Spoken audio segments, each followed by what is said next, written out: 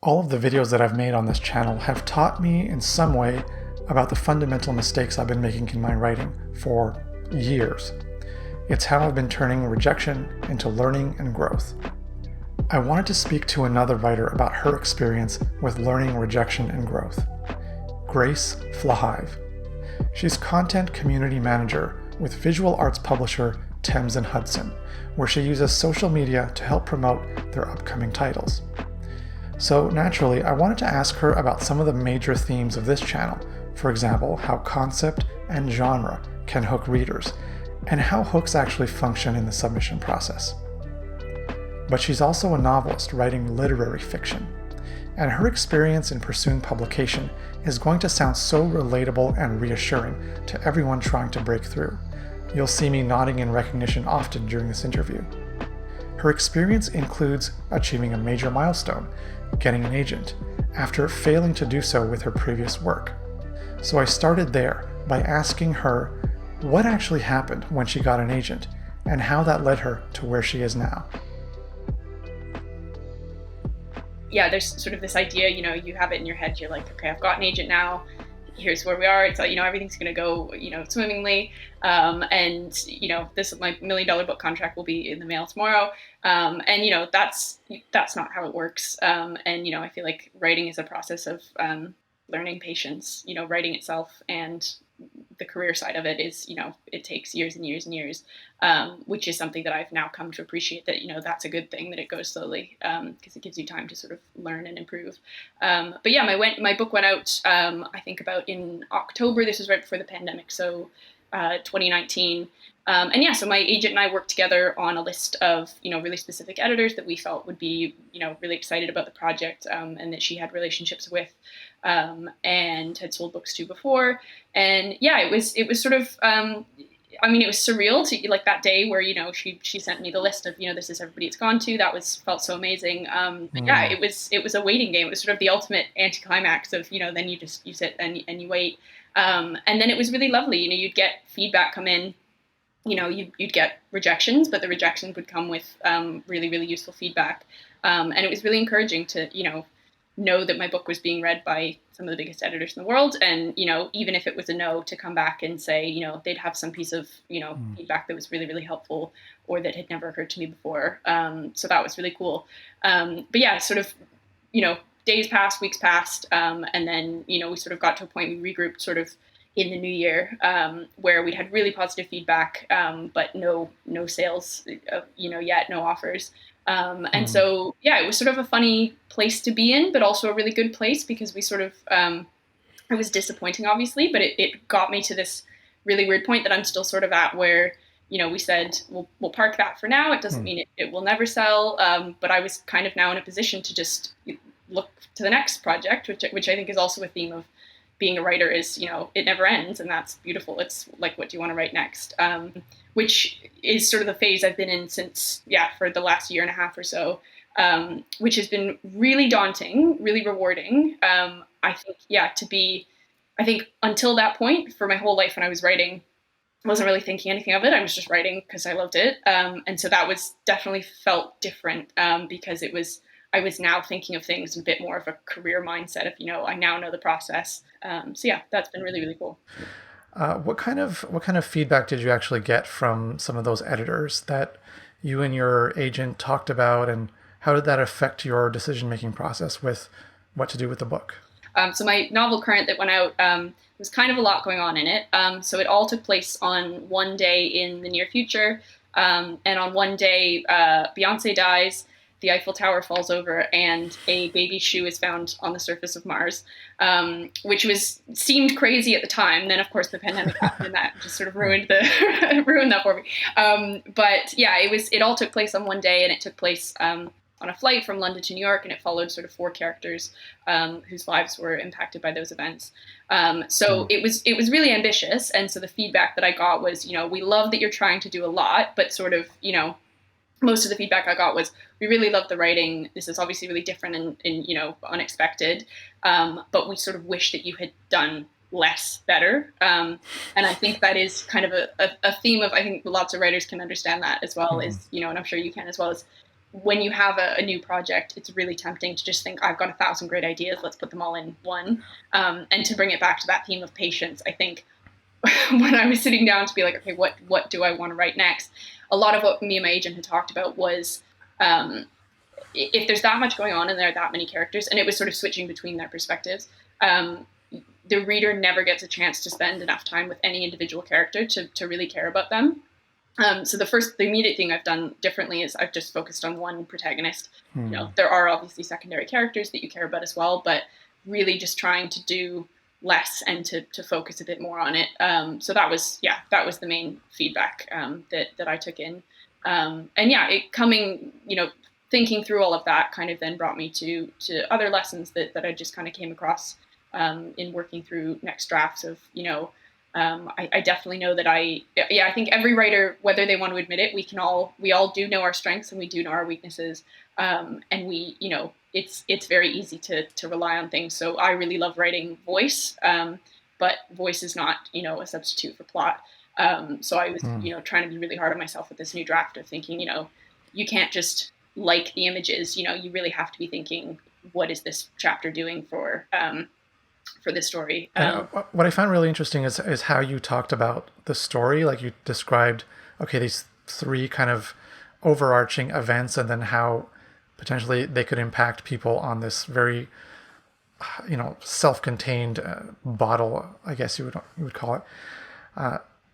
When you think about, stories and the work that you're doing in marketing and your day job and your fiction as well, how important is it for you? Have you found that a story is something that you can talk about in a succinct fashion, and then balancing that with, what you were describing of just writing this beautiful prose, and sometimes that doesn't always translate into an idea that can fit into, a sentence. So where do you find that tension and that resolution?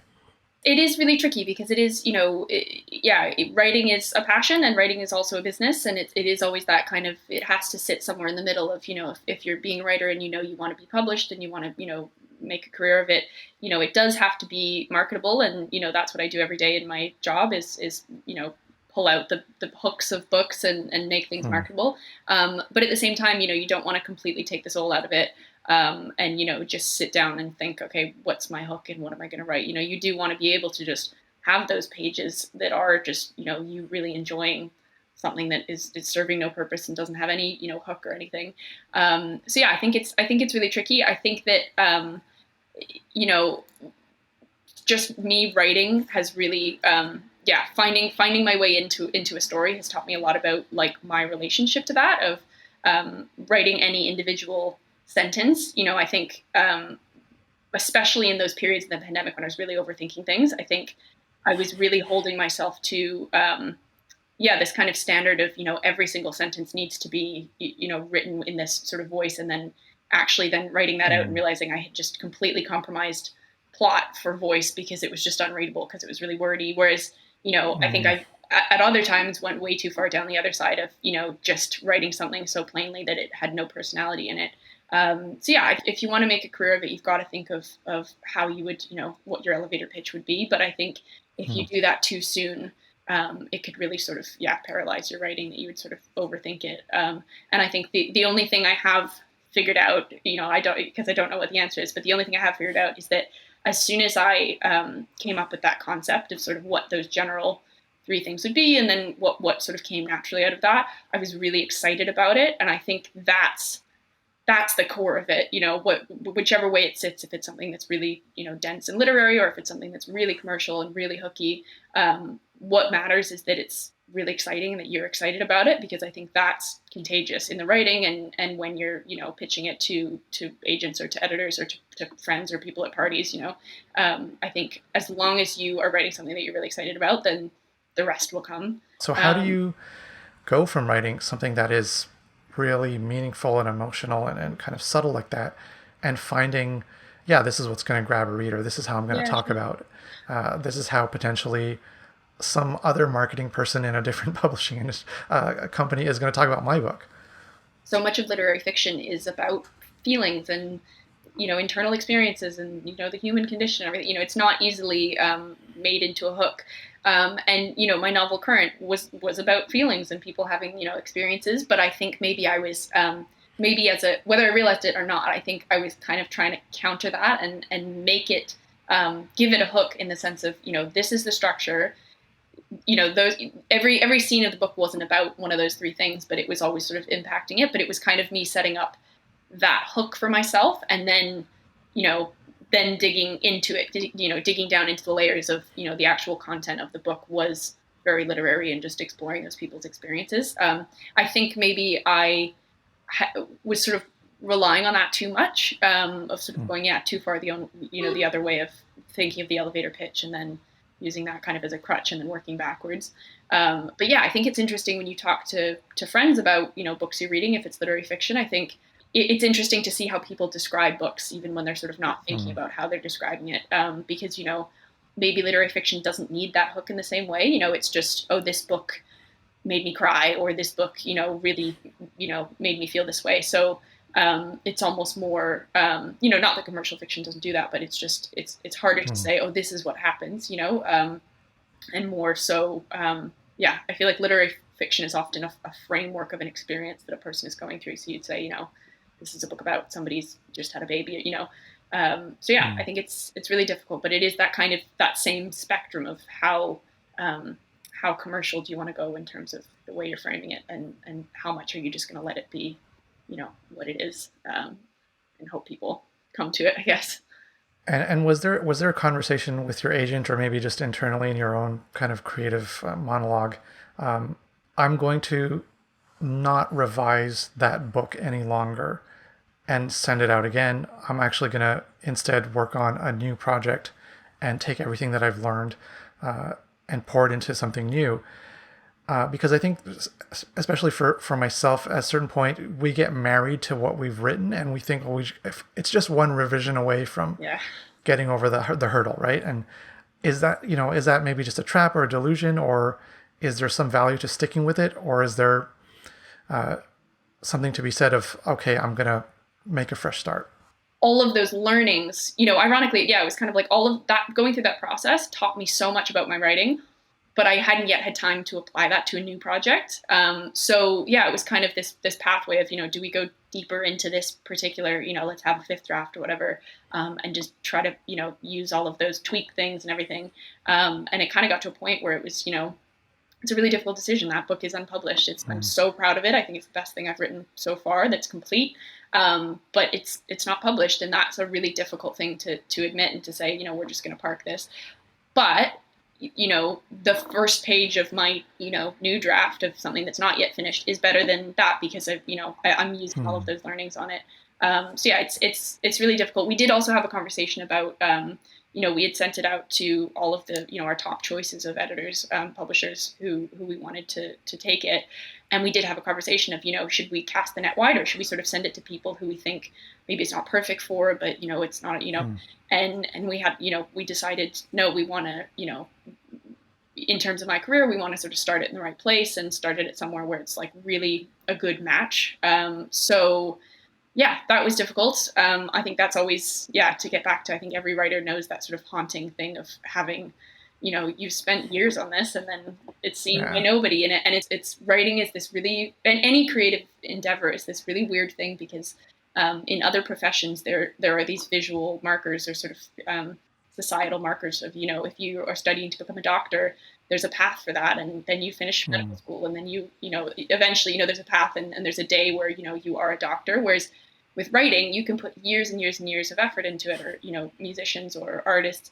But until you have, a book deal or a record deal, or, you're represented in a gallery, that you can't see, it's invisible until there is that thing. So, it's not as cool at a dinner party to say, oh, I was almost published, but, I've been rejected by so many editors.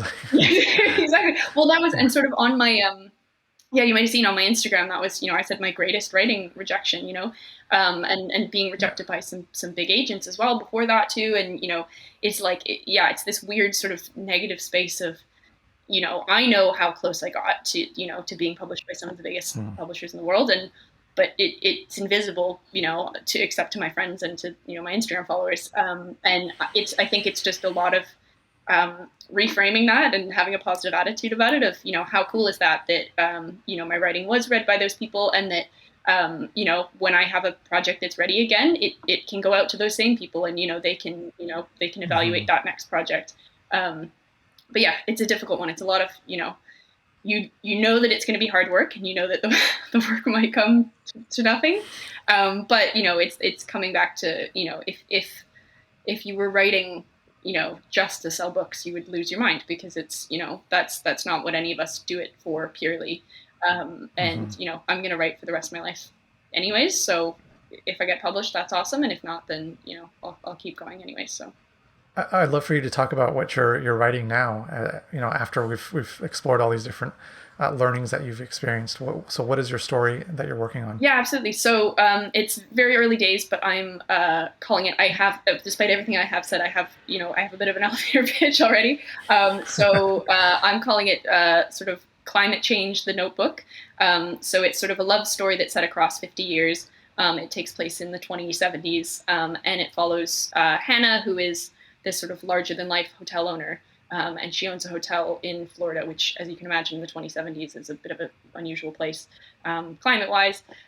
So yeah, it's sort of her looking back on her life. But yeah, that was sort of me directly taking in the feedback of thinking, let me focus on one character who can really draw in the reader. And I had actually sort of plagiarized myself in the sense of there was one love story in Current, between Jacob and Georgia, and that was, my agent had agreed, and some of the editors had commented that was the strongest story. So I basically just pulled that story out, and then now that story in my current project is very different, but that same essence of that was something I felt I did really well. So I thought, okay, that's the strongest bit. Let's take that and then go in a completely different direction with it. So yeah, we'll see. But I'm still in the kind of figuring it out, getting it down stage, which is really fun. So. And so when do you think you'll be taking that to Instagram? Because I know for writers, there's always this pressure of like, oh, I wish I could tell people what I'm writing, but it might be terrible like a month from now, and I won't want to talk about it anymore. I think I had a few months after, because there was this sort of post of like, okay, it's gone out now, which is like, you're setting yourself up for when you're tracking your timeline like that, then people are like, oh great, the next time they see you, they're like, so how's the book? And you're like, I wish I hadn't told you, because now everyone, and then I think I had a post that was, it hasn't sold, but this is the next steps and everything. And yeah, I haven't posted since then. But I think I'm really excited to, I think I've mentioned to you before, it's always tempting, especially on, a bad writing day when you sort of can't get a word out, to just start, skip completely ahead and start dreaming up the marketing plan and the jacket, and, so I think I have that tendency sometimes. So I am really excited to, when I do have a book to market or to help market, to help my publisher market, I'm really looking forward to that. But I think I kind of want to focus more purely in the meantime on the writing and just really get that good, and then the rest will come. So at what point do you say, okay, I'm done and I'm actually going to bring it to my agent? Like, is there sort of an iterative process with that, or is it you just kind of perfect it in whatever definition that is for yourself, and you say, okay, so and so, here is my book, it's ready, let's send it out? Because I know different people have different ways of working, and process is such a topic of conversation among many writers. So I'd love to hear yours. I mean, I guess it's kind of, a first draft is like, first drafts can be rough. So I think I don't know that it would even be useful to show anybody a first draft, because I think that is something that is just like, there's still stuff in it that you don't even really understand. So I think I would definitely want to get something to, my agent would know the general gist of things and maybe would have read sections of it, and would know the plot and this kind of, the direction. But I think until it was at least a second draft, I don't know that it would be helpful to sort of share that. But then from there, then everybody has a different relationship with their agent. Some agents are really hands off, and some really love to be involved in the editorial process. And I think agents are really good at kind of knowing what every particular writer needs. Anyways, I mean, I'm in a sort of limbo, because I'm in development. Like, I don't have an editor yet. So you're in that position where your editorial feedback is coming primarily from your agent, whereas obviously once you have a book deal, you'd have your editor who you would have that relationship with, and then the agent would be slightly more on the business side of things. So hopefully I'll get there one day as well. Something that I think doesn't really get a lot of credit, and I think that I appreciate in the way that you're sharing your story, is that this act of writing, this profession, this practice, isn't just about the end point and the success. It's like this huge thing that's happening under the surface. There's so much time and investment and learning and ups and downs, and we don't always get to see all of that. But certainly, I'm guessing like you're hoping that, okay, this novel that you reach a certain culmination of everything you've learned before, and you hope that it's going to be the one that actually gets published. But what would happen if, let's say, it's still part of your journey and the next novel after that is the one? Like, how do you kind of deal with another setback, or how do you keep going? Where do you find your inspiration to keep going? It just comes down to, that's a very real possibility. I could finish the project that I'm working on now, have the exact same thing happen again, where we get just nearly to the finish line and get some really bittersweet positive feedback, but not quite right. And that could happen. That the odds are stacked against all of us. But I think the thing that it's very cliche, but every creative person knows it, that when your creative thing is going really well, it feels amazing, and it's such a happy, fun thing to do, and that has nothing to do with the business career side of things. As long as I really love to write, I'm going to do it. And if I'm published, then that's awesome. And I'll whip out my marketing plan that I made, 5 years before. And that'll be great. But I think it's just knowing that you really just like it as an act, and not necessarily as, final destination of where you want to get to. I think is the important thing. Grace Flahive is Content Community Manager with Thames and Hudson. She spoke to me from London, and you can follow her on Instagram. The link for that is in the description.